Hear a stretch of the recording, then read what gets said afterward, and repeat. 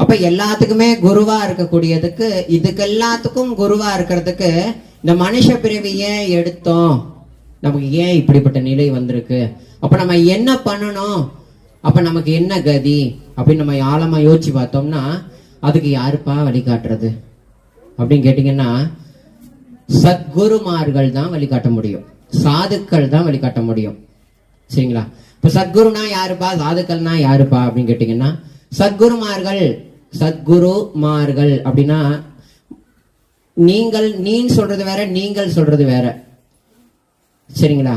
நீன்னா ஒரு ஆளை குறிக்கும், நீங்கள்னா சில பேரை குறிக்கணும்னு வச்சுங்களேன். அந்த மாதிரி சத்குருனா ஒருத்தரை குறிக்கும், சத்குருமார்கள்னா பல குருமார்களை குறிக்கும். அந்த விதத்துல ராமகிருஷ்ண பரமஹம்சர் யாருன்னு தெரியுமா? விவேகானந்தர் தெரியும் நினைக்கிறவங்க எல்லாருக்கும். விவேகானந்தர் இந்த அளவுக்கு